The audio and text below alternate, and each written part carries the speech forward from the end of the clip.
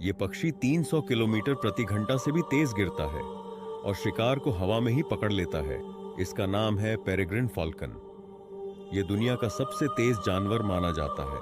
जब ये शिकार करता है तो आसमान से सीधा नीचे आता है, इतनी तेज रफ्तार से कि इसका वार किसी गोली से कम नहीं होता।